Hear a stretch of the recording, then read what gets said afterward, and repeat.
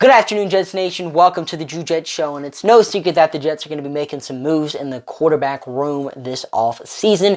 So here's an early look as to what those moves might be. So starting off with the on-roster quarterbacks, we of course have Chris Streveler, who the New York Jets assigned to a reserve/future contract. He's most likely going to be our practice squad quarterback next season, unless the New York Jets want to use him in a Taysom Hill type of way, which I would definitely be down for. I mean, Chris Streveler is just athletic, he's fast, and can definitely be a quarterback like Taysom Hill, but it will be interesting to see if the New York Jets want to use him in that type of way. And if you can really get Chris Streveler to commit to an offseason of training as a tight end or as a wide receiver or as a running back, I really could see him thriving in that role. But moving on to Joe Flacco, who just started the New York Jets' last game of the 2022 season. I think he's going to retire, but if he still wants to play football, the New York Jets should not be his next team. On to Mike White. He did say in his last press conference of the season that there is mutual interest between him and the New York Jets in terms of re-signing. If he's re-signed, I do believe he's going to be our backup quarterback. Joe Douglas really likes the idea of Mike White being the New York Jets backup. And personally, I would be down for the New York Jets adding Mike White as our backup. And now on to former second overall pick, Zach Wilson.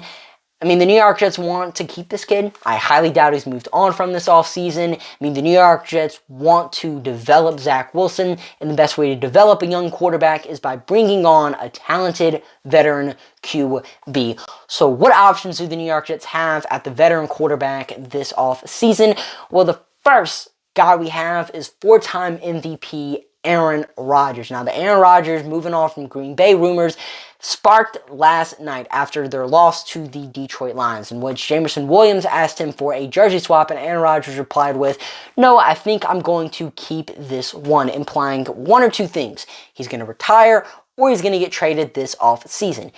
If he doesn't retire and he wants to move on from the Packers, the New York Jets should definitely be on the line.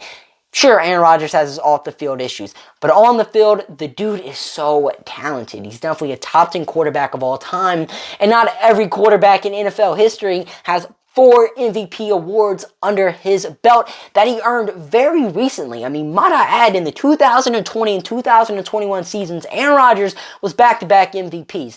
This season, he had a bit of a down year because he literally had not a lot of weapons on the offense. But if you put him on an offense with Garrett Wilson, hopefully some added players, and, Elijah Moore, which I understand not a lot of people are a fan of, but the dude is very talented. He just didn't have quarterbacks throwing the ball his way this season. But you put him on a team with Aaron Rodgers, the dude's going to produce on top of the running backs we have, on top of the tight ends we have. I mean, Aaron Rodgers, I just feel like would be perfect in New York. And he's also would be perfect for the market we have, for the media we have. I mean, Aaron Rodgers is just this dude who has all the confidence in the world, who has a very big ego. I mean, he would just be perfect for the New York market. But if we can't get Aaron Rodgers, there's another MVP quarterback potentially on the market, and that is, of course, Lamar Jackson. Now, whatever team lands Lamar Jackson, they're getting him with the expectation that he's going to be their franchise quarterback, not a 2-3 year rental, a guy that's going to be here for hopefully the rest of his career. And with the New York Jets being committed to Zach Wilson and whatnot, maybe that gets in the way of us trading for Lamar Jackson, but I hope and pray that it doesn't, because at the same time, it's not every day an MVP winning quarterback is on the market and available for trade. A lot of people like to make fun of Lamar Jackson for not being the best passer. A lot of people call him a running back, but Lamar Jackson's a very talented thrower. He can throw some really beautiful balls. It's just he hasn't had the receiver talent on his team since he's been in Baltimore to do that. You put him on the New York Jets with the weapons I just talked about, Lamar Jackson's going to succeed. And not to mention, he's the best running quarterback in the NFL. Sorry, Justin Fields. The New York Jets could also acquire Derek Carr this offseason, one of the more stable QBs in the NFL over the past few years. Now, I understand a lot of Jets fans aren't up for the idea of trading Derek Carr. Personally, I would love it if the New York Jets got Derek Carr, but a lot of Jets fans don't want him because he was benched this season.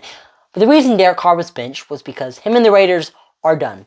They're getting a divorce. His stats in play this season were by no reason bad. He threw for over 3,500 yards, tossed 24 touchdowns, and also tossed 14 interceptions, which were the most in the NFL when he was benched.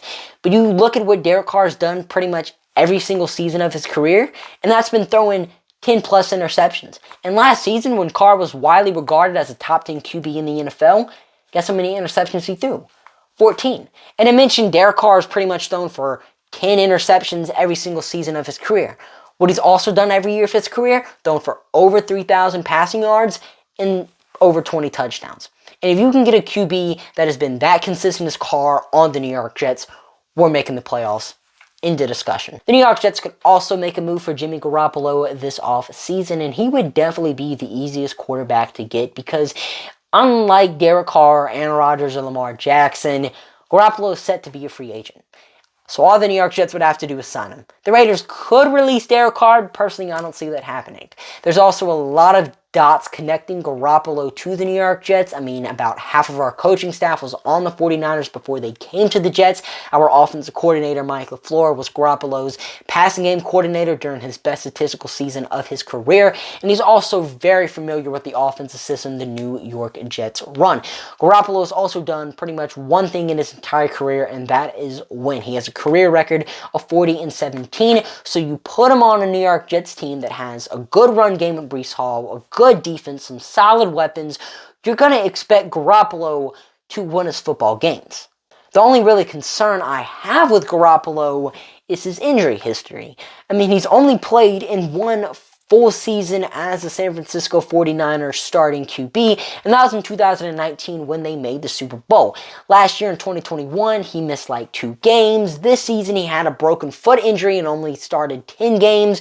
2018, his first season as the San Francisco 49ers, full starter, he only played in 3 games. Injuries have always been a problem for Garoppolo in his career, and maybe they're a problem for the New York Jets next season. I mean, injuries are just the hardest thing to predict, and you never know, especially with an injury-prone player in Garoppolo. So he's not really high on my list because of the injuries, but if he's the only option the New York Jets have left, go out and sign Jimmy Garoppolo.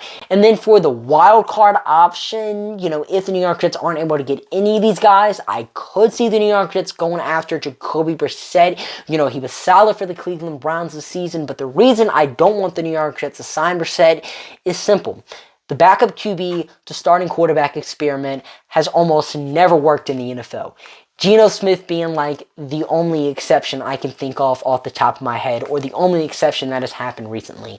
I mean, you take Nick Foles, a quarterback that literally was a Super Bowl MVP after sitting the bench for most of the season, goes to Jacksonville, gets paid a fortune to be their starter, just terrible.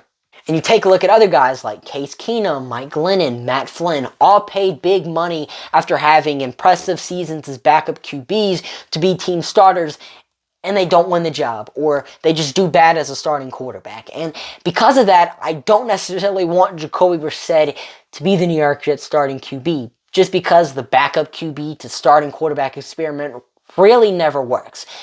But that's all the options New York Jets have at quarterback this offseason. Yeah, we could draft one, but with the New York Jets being committed to Zach Wilson, it really doesn't make a lot of sense to draft another QB in the first round, especially when the New York Jets are in a win-now mode. You never know how a rookie quarterback is going to play. But what do you guys think of the video? Make sure to hit that subscribe and like button. I'm going to be making a lot of off-season content now that the season's over, so make sure you guys are subscribed to check out all of that. But who do you want to be the New York Jets starting quarterback next season? And I'm your host, Juliet, signing off for now. See you guys later. Peace.